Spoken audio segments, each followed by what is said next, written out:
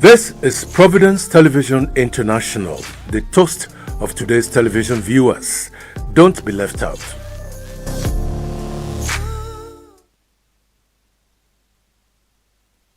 Good day and welcome to the newspaper analysis segment on the Morning Drive, Providence Television International. My name is Ugbebo Ikekwa, and with me is the chairman, CEO of Providence Television International, Dr. Emmanuel Igarivayo. Welcome to the studio. Thank you very much. A very bright and beautiful Sunday morning, or rather Monday morning. And October is going out gradually. Yes. Very soon we'll have the penultimate month, November, here with us. So we're preparing for the Yuletide season. I don't know why I'm hurrying it up, really. But glory be to God for all of this.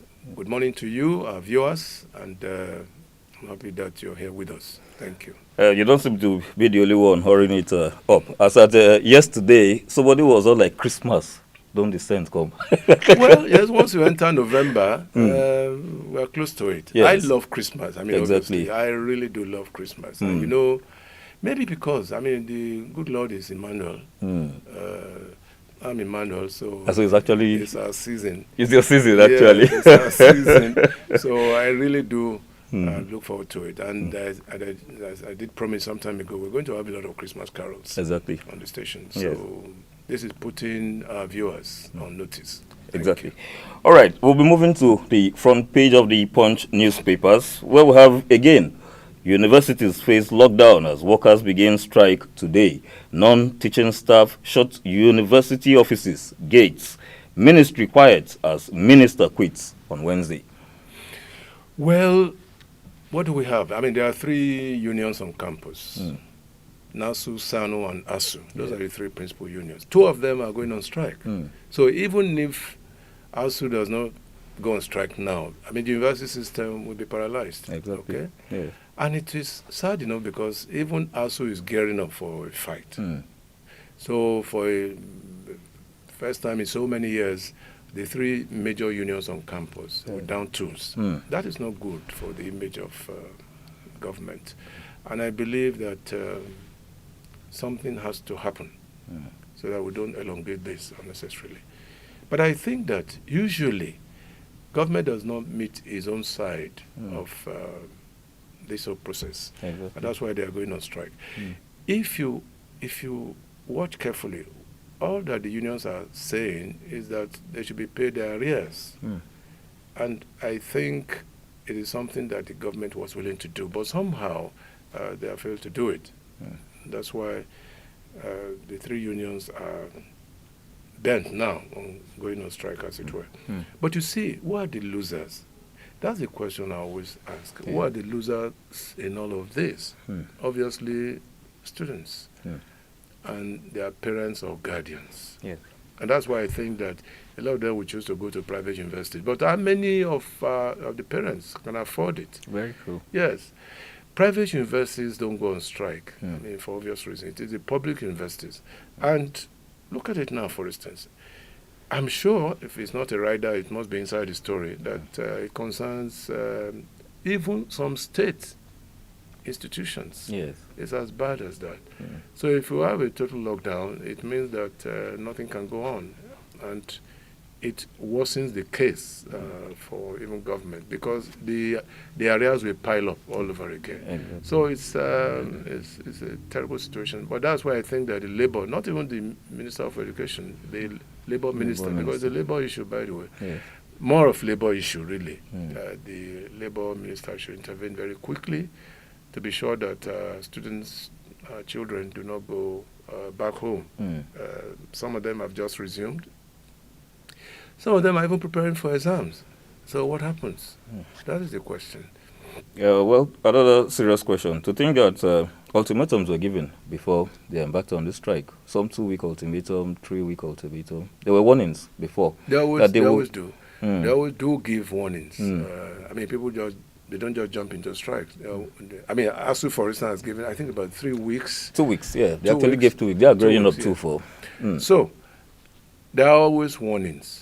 But whether government gives a listening ear in all of this situation. Excuse me. It's a thing I don't understand, really. It's a thing, and it's difficult to fathom. Because you see, over a period of 2 or 3 weeks, we can do a lot of things, even within a week. I mean, it's just a question of seriousness on the part of government, okay? Yeah. Well, let us move to the next story on the front page of the Punch newspapers. NSCDC arrests illegal Chinese miners in Nasarawa. Illegal? Yes. Chinese miners, not Nigerian miners. Excuse me. Illegal Chinese miners. Exactly. That speaks volumes of the kind of security lapses we have in the country. I mean, in any case, I'm sure that even the Chinese people have been doing this for a long time. Yeah. All right? Illegal. And most of... This is quite amusing. Most of the companies and manufacturing companies we have in Nigeria now are being manned by Chinese. Yes. Okay? And for them to go into the mining sector, it means that they want to hold this country in the jugular. Exactly. Yes. Exactly. Because very soon they will go into other areas. So I think this is it's a wake-up call for the government. Sometimes, most times, the Chinese nationals are very unscrupulous. But I think it's necessary for us to halt them before the thing spreads to other areas. Yes. Exactly. Well, with this, we'll move to the front page of the Vanguard newspaper. Pressure mounts on Naira. The Naira falls to 1,740 Naira in parallel market. CBN set to launch new forex trading system as parallel market dealers project further depreciation. So, what do we say? A free fall for the Naira. The Naira is getting weaker and weaker every day. In fact, it's one of the weakest currencies in Africa at the moment. One of the weakest. And that doesn't tell well for the kind of economic growth that we look up to. It's going to be worse. People are not prophets of doom, but we have experienced this in this country. When it's approaching Christmas like this, things escalate, okay? And I would not be surprised if it gets to about 2,000 Naira by Christmas. And if it does, then we are in for trouble. We are really in for trouble. And I don't know what the central bank is doing, for crying out loud. And Cardoso is there. He keeps reeling out all kinds of intentions and things. Like he's talking about a unique forex trading system now. Well, how many times have we heard that? We've heard that for the opportune time. Cardoso is I think that he ought to have been the first person to be removed from office. Yes, because from his actions and utterances, it's not adding value to the economic growth of this country at all. And the central bank is the institution that regulates inflation rates and things like that. They even it has its hands on the exchange rates, right?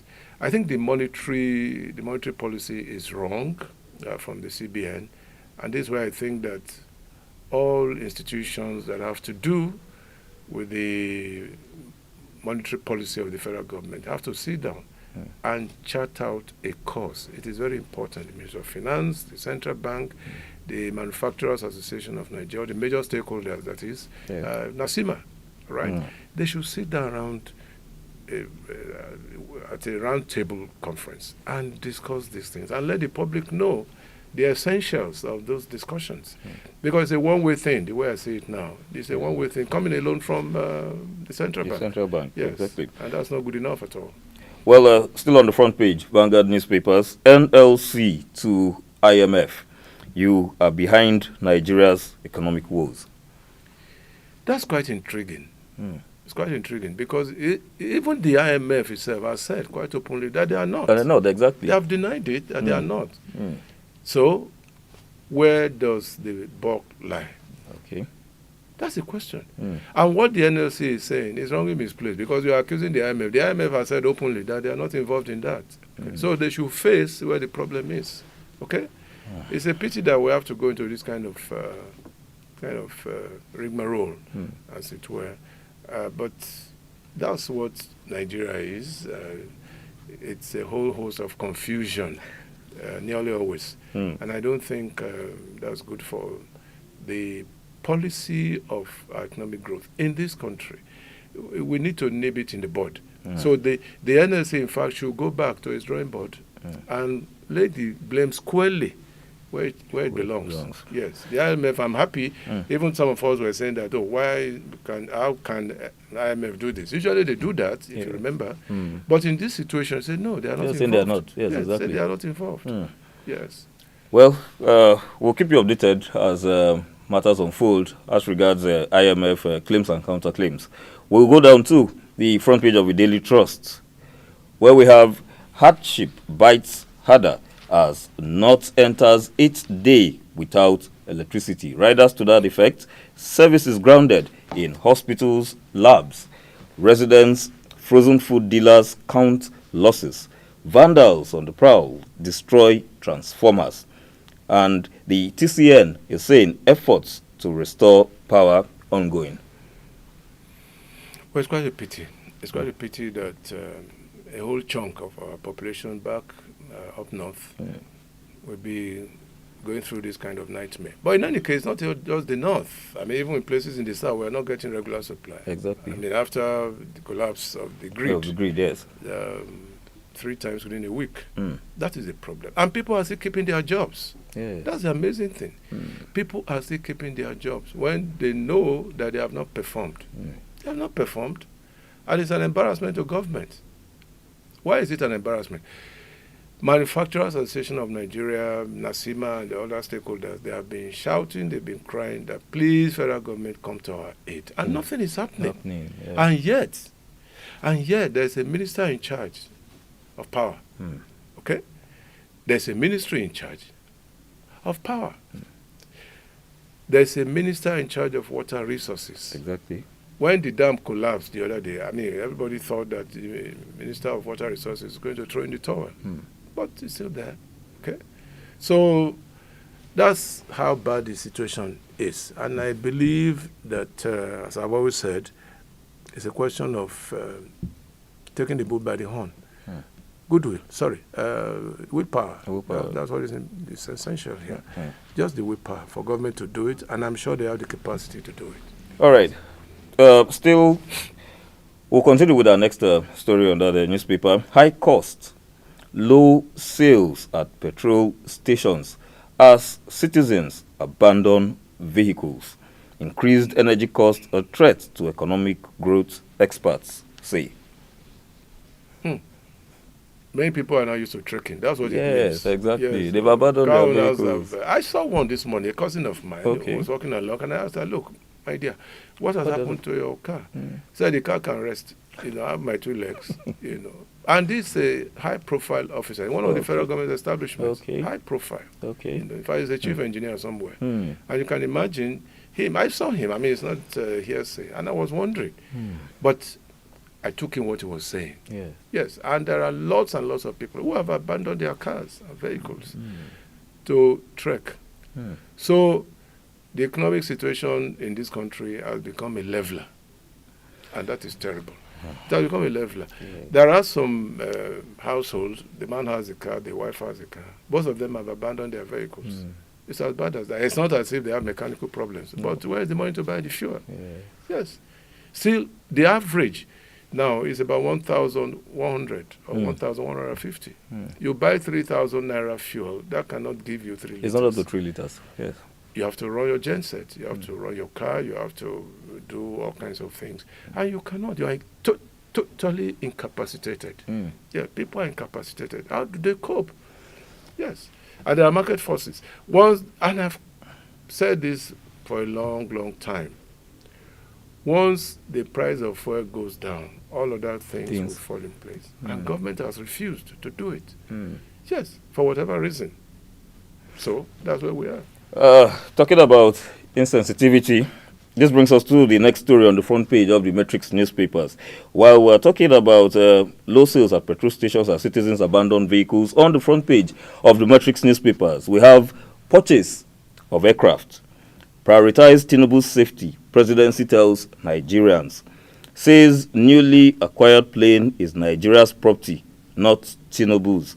Presidency reveals Nigeria is spending bogus amount of money on aircraft maintenance. As the Speaker of the Borno House of Assembly says, Shetima's life is at risk. He urgently needs a new aircraft. Very soon, all of them will need aircraft. That's the way we're going. The president has just bought one. The Yes. vice president, they have said it now to feel the pulse Exactly. of the people. So Shetima also will need an aircraft.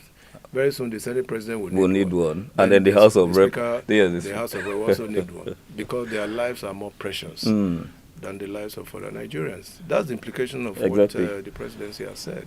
Okay. Whereas in some climes, we gave the example of the Pope the other day. Yes. Yes, private airline, you go on economic class. Yes. The former Prime Minister of Britain,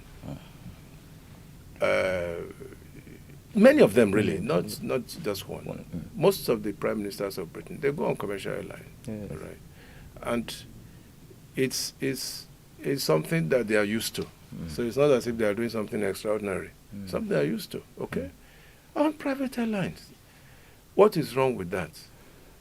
There's nothing wrong with that. In fact, it adds more value to your profile. Why must we?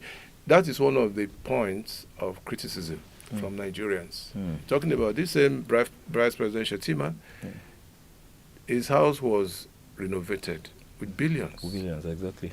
Within the same period, the presidential aircraft, billions. Within the same period, presidential yachts, billions. Within the same period, Lagos, the road leading to southeast or south-south, or through Badagry and the rest, billions. And these are huge projects at a time when Nigerians are suffering. That's the point we are talking about. The Christian Association of Nigeria has talked about this. The Catholic Bishops' Conference have said it loud and clear that these things are not necessary, certainly not at this time when people are suffering, when people cannot eat. The rate of suicide is amazing. Yes. Yes. Only yesterday, a couple of days ago, somebody went upstairs overhead bridge at Ugbowo. He just jumped down. And he died. It's becoming quite incessant. People can no longer cope. People can no longer cope, even though that's not the answer. But they can no longer cope. Almost every time people jump into the lagoon in Lagos, cannot cope anymore. And that is a big minus for government. When people are now beginning to take their own lives, which is a crime, by the way. Yes, once you are caught, you go in for it. But, well, people don't have the same temperament. So that's where we are. I should think that at this point in time when Nigerians are really suffering, maybe the people up there in the presidency, they don't know that Nigerians are suffering.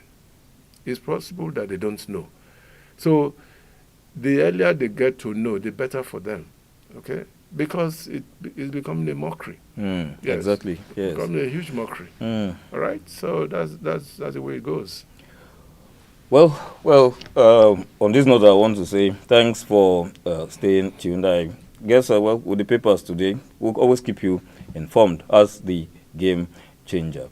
The next program comes up next. Please stay tuned.